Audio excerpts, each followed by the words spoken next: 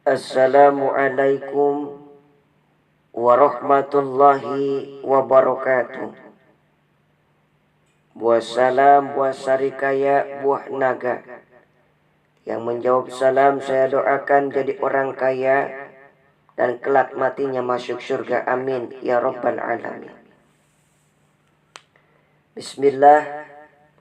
Alhamdulillahi rabbil alamin. Wassalatu wassalamu ala asrafil mursalin Sayyidina wa maulana Muhammadin wa ala alihi wa sahbihi ajmain, amma ba'd. Ibu, bapak, adik-adik remaja, para jamaah, para pemirsa, para youtuber dimanapun anda berada, yang saya cintai dan yang dicintai karena Allah, I love you forever. Pada jumpa kali ini kita akan membicarakan tentang solusi menghadapi hidup susah.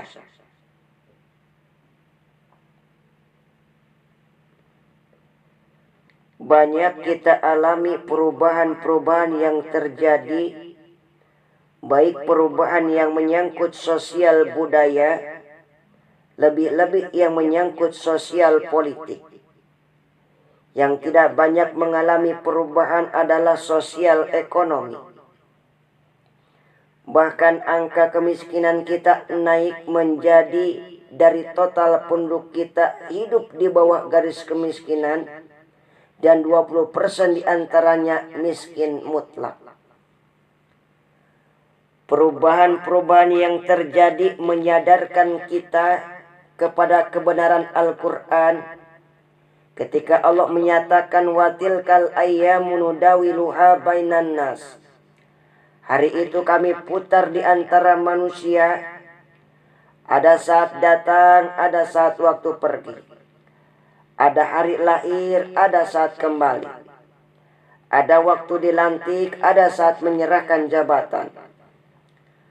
Hari kami putar di antara manusia dan hidup cuma sekedar menunggu giliran. Soalnya kemudian di tengah perubahan-perubahan yang terjadi begitu cepat, what must we know? Saya juga tidak ngerti itu apa artinya. Yang penting kan zaman sekarang penampilan, betul. Ibu, bapak, saudara-saudara kaum muslimin, para jamaah, para pemirsa rahimakumullah. Pemimpin adalah pelayan bagi orang yang dipimpinnya.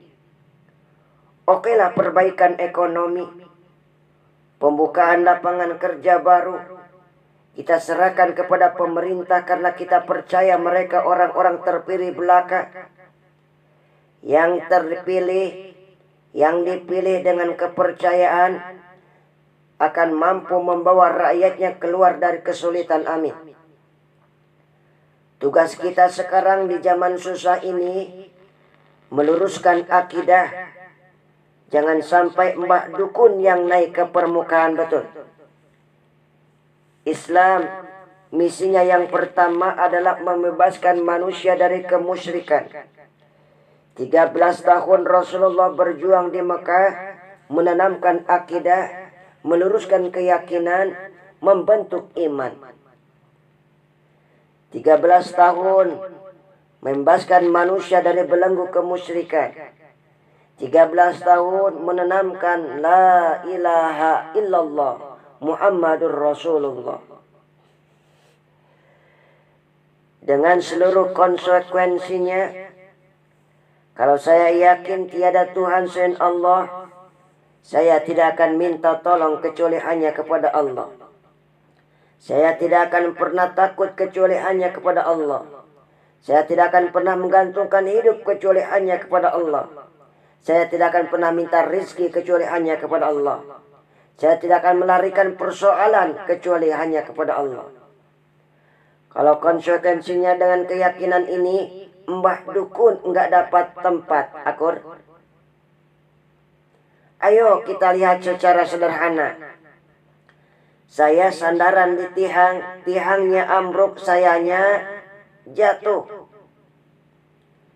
Saya sandaran di tembok, temboknya runtuh, saya juga runtuh.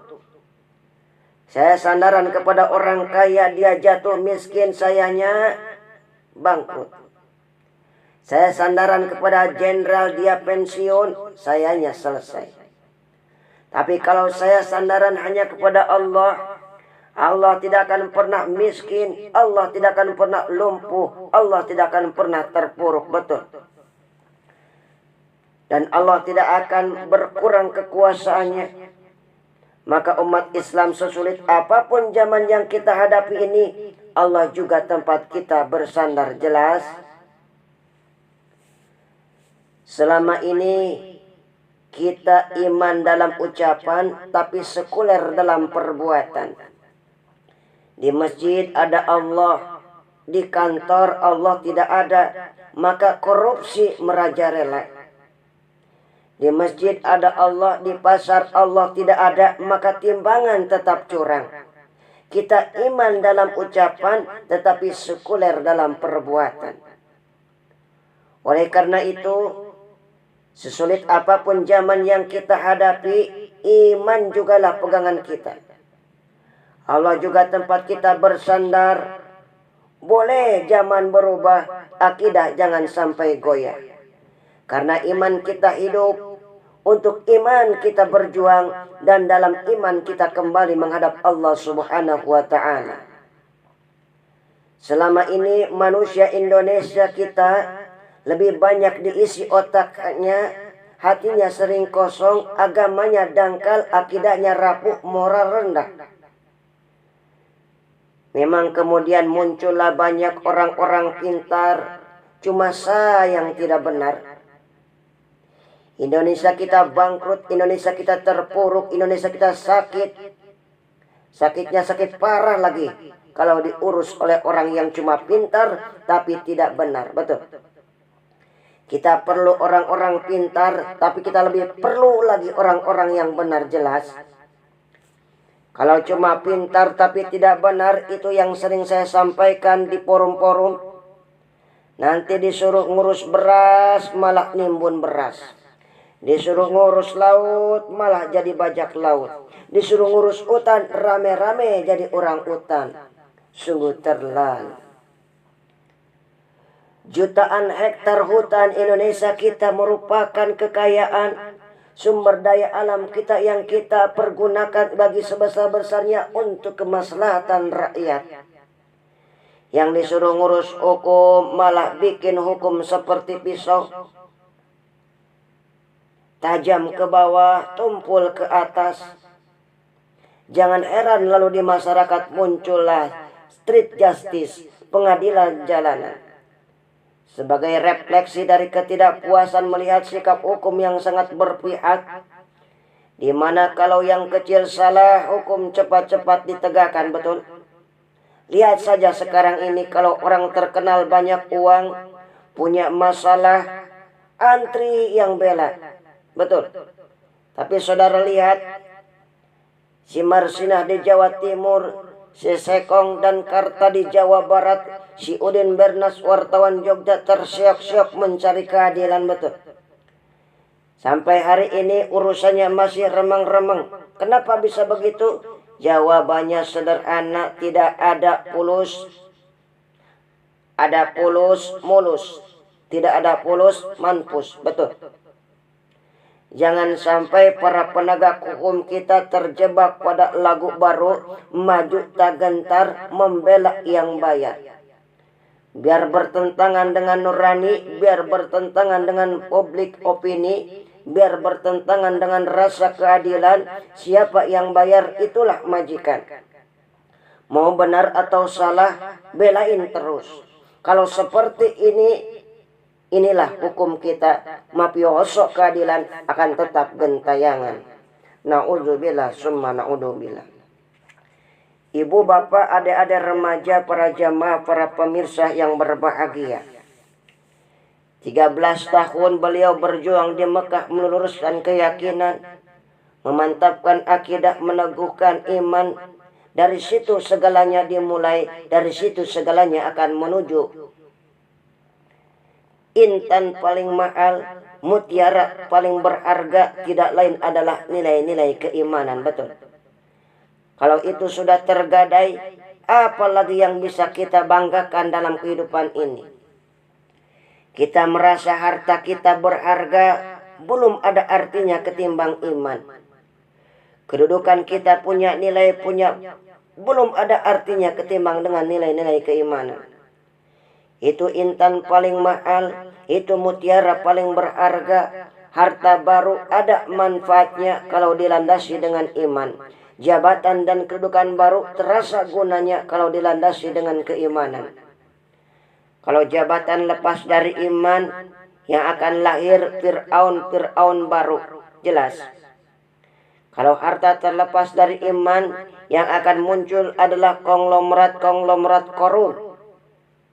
Kalau ilmu pengetahuan terlepas dari nilai dasar-dasar keimanan, maka yang akan muncul adalah ilmuwan pelacur yang menyalahkan yang benar, membenarkan yang salah, dan untuk kepentingan pribadinya.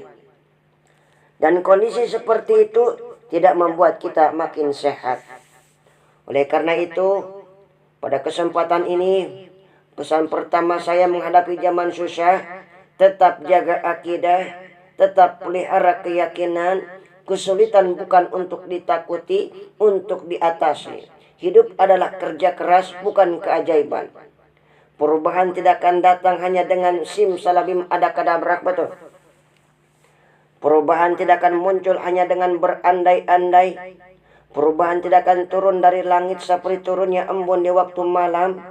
Perubahan adalah kerja keras, hingga Al-Quran membimbing kita, innallaha la yughayyiru ma biqaumin hatta yughayyiru ma bi anfusihim. Allah tidak akan mengubah keadaan suatu bangsa kalau mereka tidak mau mengubah apa yang ada dalam diri mereka. Yang ada dalam diri itu adalah rule of thinking, state of mind, cara kita berpikir, cara kita memandang kehidupan, cara kita mengatasi persoalan. Ibu bapak hadirin yang berbahagia, inilah iman. Berangkat dari ini kita menyadari ini ujian buat kita rakyat. Dan kita rakyat Indonesia ini kalau sama susah si sudah kenyang. Ya Pak. Kita ini sebagai bangsa mengalami apa yang disebut oleh Bung Karno, up, down. Naik turun. Timbul tenggelam pasang surut. 350 tahun dijajah oleh Belanda kita susah. Berangkat Belanda masuk Jepang susah lagi. Pergi Jepang datang nikah susah lagi. Lalu kita merdeka dirongrong oleh berbagai pemberontakan susah lagi. Makan bulgur anti minyak lalu PKI berontak susah lagi. Muncul orde baru lama-lama susah lagi. Orde baru selesai naik reformasi mulai repot nasi susah lagi. Kalau susah kita ini sudah akrab, sudah intim. Mestinya kalau sudah seperti itu, jangan salah sikap menyikapi kesusahan. Jangan sampai kita potong kompas, ambil jalan pintas, terjebak menghalalkan segala cara. Itu tidak akan menguntungkan dan itu tidak akan menyelesaikan. Kalaupun selesai nampaknya penyelesaian sesaat. Dan penyelesaian sesaat bukan penyelesaian yang sebenarnya. Karena itu tetaplah dalam koridor keimanan. Boleh zaman berubah, akidah jangan sampai goyah. Silakan masa berganti, tapi keyakinan jangan mati. Sekali la ilaha illallah sampai tetes darah paling penghabisan, tetap la ilaha illallah. Sanggup? Siap? Kalau sanggup, kalau siap, kita harus konsekuen. Inilah yang saya sampaikan di kesempatan kali ini. Mudah-mudahan ada manfaatnya. Terima kasih atas segala perhatiannya. Mohon maaf atas segala kekurangannya. Baju bersih, baju putih sangat bersih dipakai pada saat rapat.